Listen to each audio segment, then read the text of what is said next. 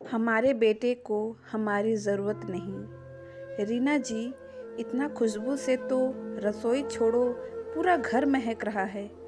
क्या क्या बनाया हम दो अकेले प्राणियों के लिए। जाकर पत्नी के कंधे को बड़े स्नेह से पकड़ते हुए रसोई में बने पकवानों की तरफ नज़र दौड़ाने लगे। राम जी, वाह जी, कितना कुछ बना लिया है, जैसे होली दिवाली के पकवान हों।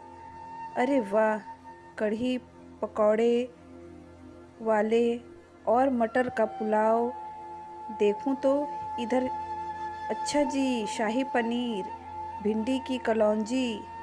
अरे सारे मेरे पसंद का खाना। क्या बात है आज मुझ पर इतना मेहरबानी। तो रमा जी थोड़ी शर्मा गईं। झुर्रीदार गालों पर गुलाबी आभा दौड़ गई। फिर बनावटी अंदाज में थोड़ा झुंझलाकर बोली, हटो जी, अब क्या तुम भी भूल गए क्या? आज महीने का दूसरा रविवार है। आज आदिक आता है हमारे पास। आज वो पूरे दिन मेरे साथ रहेगा। ये मेरे लिए होली दिवाली से क्या कम होता है। राम जी उदास से हो गए। उसी पल उनके चेहरे पर गुस्से और विषाद की रेखा सी खिंच आई। पत्नी के कंधे को रसोई के स्लैब से टिक कर खड़े हो गए, जैसे शरीर में जान ही ना हो। रीना जी के चेहरे के तरफ देखते बड़े धीरे से बोले, रीना, क्या सचमुच तुम्हारे बेटे को हमारी ज़रूरत नहीं और उसके जीवन में हमारे लिए कोई जगह नहीं? कहते हुए आंगन में जाकर बैठ गए।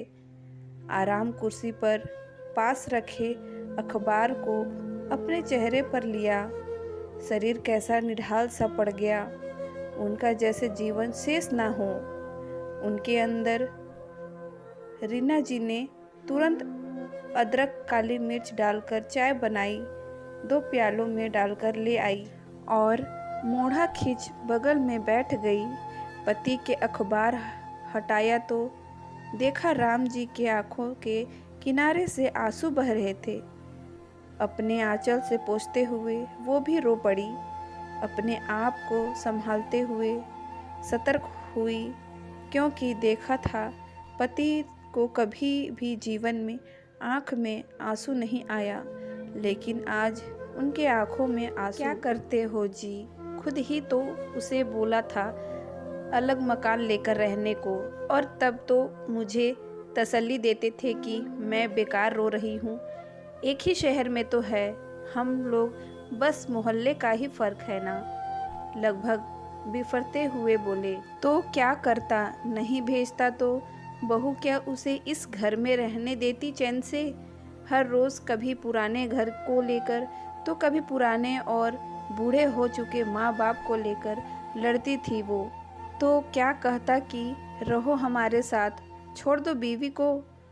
सच ही तो था। वो दिन याद कर रीना जी की रूह तक कांप गई। राम जी के साथ हाथ में चाय का प्याला देकर रसोई में चली गई। कढ़ाई में छौंकी हुई मेथी अब जलने सी लगी थी। जल्दी जल्दी उसे कड़छी से चलाकर उतारने के चक्कर में हाथ कढ़ाई से छू गया। उंगलियां जल गई, लेकिन मन के जलन ने आंखों में आंसू ला दिया। बैठ गई फर्श पर निढाल सी, आंखों में तैरते आंसू के पर्दे पर वो मनहूस दिन जैसे दिखने लगा। माँ, किधर हो आप? देखिए, आज वो बड़ा सा घर ले लिया मैंने। अब मीरा को भी शिकायत नहीं होगी और हम इकट्ठे रह सकते हैं।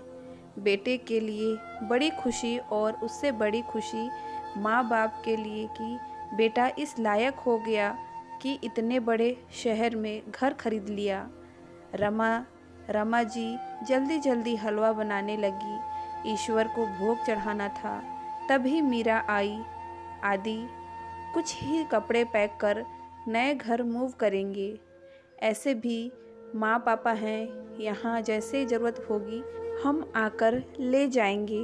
बाकी घर फुली फर्निश है ही, लेकिन माँ पापा यहाँ क्यों रहेंगे? तुम सोचो। मुझे नहीं लगता ये लोग अपना घर छोड़ जाना चाहेंगे, और तुम्हें परेशानी है तो तुम ले चलो इन्हें, लेकिन इनकी जिम्मेदारी मेरी तो नहीं होगी। कितने सपाट ढंग से इतनी कड़वी बात कह दी। मीरा ने। तीनों स्तब्ध हो गए, लेकिन राम जी ने अचानक बोलना शुरू किया। आदि, तुम जाओ अपने घर में, हम अपने घर में रहेंगे, और हाँ, किसी को हमारी जिम्मेदारी लेने की ज़रूरत नहीं। हम दोनों एक दूसरे के लिए काफ़ी हैं। आदि ने पिता की इतनी सख्त बात कभी नहीं सुनी। जाकर पैरों में गिर पड़ा। पापा, आपने अपना निर्णय सुना दिया, और मीरा तो जिद्दी है, लेकिन मेरी इच्छाओं का क्या पापा? तब राम जी उसे उठाकर सीने से लगा लिया। क्या हुआ, एक ही शहर में तो हैं, आते जाते रहना। हो सके तो सुबह ज़रूर आना, देखने की हम जिंदा हैं कि नहीं। आदि, हम नहीं चाहते कि तुम्हारा घर टूटे। जाओ, खुशी से रहो। बस एक काम करना, माँ के लिए सिर्फ एक दिन चले आना, उसके सहारे वो पूरा 1 महीना काट लेगी। आदि नहीं जाना चाहता था तब भी, लेकिन उस दिन मीरा ने रात भर कितना बवाल किया। राम जी हाथ जोड़ बेटे के सामने खड़े हो गए। चले जा बेटा, तेरे अच्छे बेटे होने पर हमें कोई संदेह नहीं। बस चाहता हूँ वो रिश्ता जो अभी अभी बंधा है वो हमारी वजह से ना टूटे। अपने रिश्ते को समय तो दो, नहीं संभाल पाए तो मैं जिद नहीं करूँगा, लेकिन बेटा एक कोशिश तो बनती है ना। कहते हुए बेटे को सीने से चिपका लिया। राम जी ने। बस क्या था, 1 हफ्ते बाद दोनों शिफ्ट हो गए, लेकिन आदि रोज़ सुबह दूध, ब्रेड और ज़रूरत के सामान के साथ आता, और माँ पापा के साथ चाय पीकर जाता। माँ पापा के हर ज़रूरत पर कुछ ही मिनटों में हाजिर हो जाता। महीने में उन्हें डॉक्टर के पास ले जाना, ऑफिस जाते आते यूं ही कभी घर पहुंच जाना उसके दिनचर्या का हिस्सा था।